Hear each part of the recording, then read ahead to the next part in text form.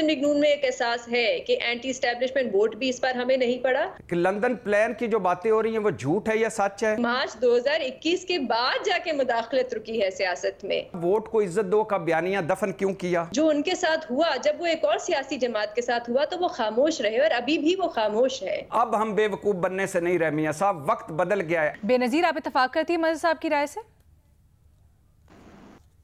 अलीना, मेरे ख्याल से जो फ़ख्र बात कर रहे थे, मेरे ख्याल से उसमें काफ़ी हद तक दुरुस्त है और मेरी भी शायद यही राय है कि क्योंकि अब नवाज शरीफ साहब जो हैं वो फिर से सदर बनने जा रहे हैं अपनी सियासी जमात के, तो एक बयानिया बनाने की ज़रूरत है और शायद है वो बयानिया जिसको दोबारा से ज़रा पॉलिश करके दोबारा से उसको सामने लाया जा रहा है। राना सनाउल्लाह साहब भी कई बार ये बात कर चुके हैं इंटरव्यूज़ में कि एक लगता है मुस्लिम लीग नून में एक एहसास है कि एंटी एस्टेब्लिशमेंट वोट भी इस बार हमें नहीं पड़ा और सिंपैथी वोट भी हमें नहीं पड़ा, जिसकी वजह से शायद दोबारा से लोगों को याद दिलाने की कोशिश की जा रही है कि ये हमारे साथ हुआ। लेकिन बात यह है लीना कि जो वो बात कर रहे हैं वो है तो दुरुस्त, वो तो हकीकत है कि इन सवालों के जवाब हमें नहीं मिले, कि इन लोगों का एहतसाब नहीं हुआ। आज तक मुझे नहीं पता कि जो जस्टिस शौकत अजीज सिद्दीकी का मामला था उसमें सच कौन बोल रहा था और झूठ कौन बोल रहा था। मुझे नहीं पता कि अरशद मलिक का जो मामला था उसमें सच कौन बोल रहा था, झूठ कौन बोल रहा था। लेकिन एक चीज़ जो मुझे लगा कि आज फिर से उनकी तकरीर में मिसिंग थी, वो ये कि अगर आप कह रहे हैं कि आपको हटाया जजेस ने, तो क्या आप ये कह रहे हैं कि इसमें जो आपको नाअहल किया गया या जो आपसे इलेक्शन छीना गया उसमें क्या किसी और इदारे का कोई किरदार नहीं था? क्या सिर्फ आपको जजेस ने ही या अदलिया ने ही आपको घर भेजा?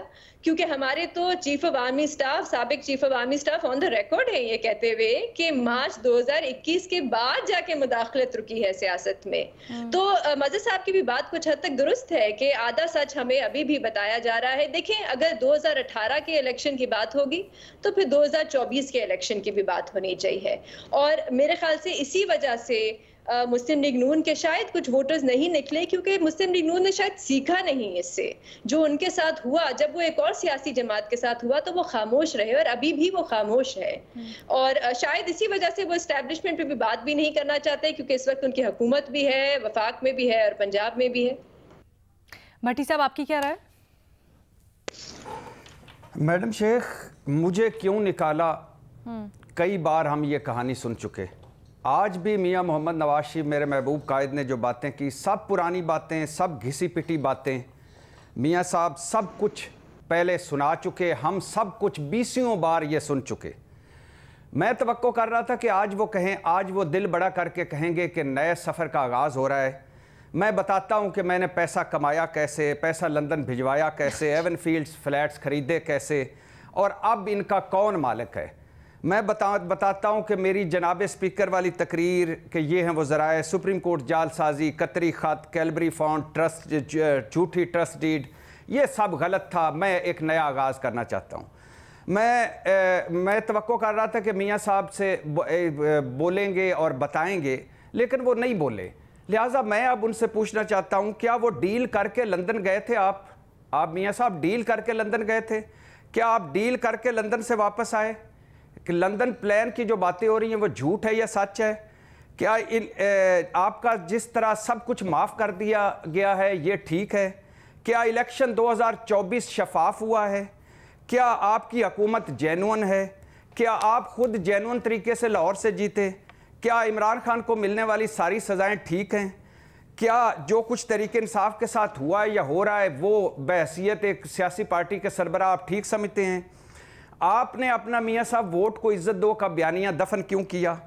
आपकी 16 माह की पीडीएम हुकूमत जो बदतरीन साबित हुई, उसमें एनआरओ आपने लिया भी और दिया भी, ऐसा क्यों हुआ? क्यों लोग हमें कहा करते थे कि जब चीफ जस्टिस उमर अता बंदयाल जाएंगे और फायज़ ईसा काजी साहब आएंगे तब नवाज शरीफ साहब वापस आएंगे? आपने अरशद मलिक की ऑडियोज़ और वीडियोज़ से पीछे क्यों हटे? आप शौकत सिद्दीकी साहब का केस लेकर सुप्रीम कोर्ट क्यों नहीं गए? जब भी मुश्किल वक्त आता है आप डील करके क्यों निकल जाते हैं? क्या साबका इस्टेब्लिशमेंट से जो ढीलों की लम्हा बेलमा ज़ुबैर उमर से ख्वाजा आसफ साहब से शहबाज शरीफ साहब तक सब ये रातों के रत जगह वाली मुलाकातें ठीक हैं? अब आपकी हुकूमत है मियाँ साहब, सब किरदारों का आप एहतसाब क्यों नहीं करते? आप अदालत क्यों नहीं जाते? आप सबको सजाएं क्यों नहीं दिलवाते? आप पहले, आपने कहा कि पहले जब मेरा वक्त आया लोग खामोश थे और वो आपके लिए नहीं निकले। कहाँ निकलते? जद्दा निकलते या लंदन निकलते? आप लोगों, आज आपने लोगों के जज्बात का एहसास किया है, पता है उन्होंने किन को वोट दिया है और कौन है असेंबलियों में बैठे हुए। आपने कहा था मियां साहब कि मैं मेमो गेट के किरदारों को अंजाम तक पहुंचाऊंगा। काला कोट पहन कर गए, उसके बाद क्या हुआ कुछ पता नहीं। आपने कहा मैं कारगिल कमीशन बनाऊंगा, कुछ पता नहीं। आपने कहा डॉन लीक्स के असल किरदारों को मैं सामने लाऊंगा, कुछ पता नहीं। आपने कहा 2014 के पीछे कुछ लोगों का हाथ है, मैं वो सामने लाऊंगा, कुछ पता नहीं। आप आज मुशाहिदुल्लाह मरहूम से माफ़ी मांगेंगे जिन्होंने एक आपके हक में बात की थी, आपने वजारत से इस्तीफ़ा ले लिया था। आप तारिक फातमी और परवेज़ रशीद को जो कुर्बानी दी थी जब आपके अपने गले में आ रहा था, उनसे माफ़ी मांगेंगे। आप जावेद हाशमी साहब जो ब्रेन हेमरेज तक जा पहुँचे, मारे, जेलें खाई, फेंटियाँ खाई आपके लिए, उनसे माजरत करेंगे। आप नवाबजादा नसरुल्लाह खान को अकेला छोड़कर चले गए, आप उनसे माजरत करेंगे।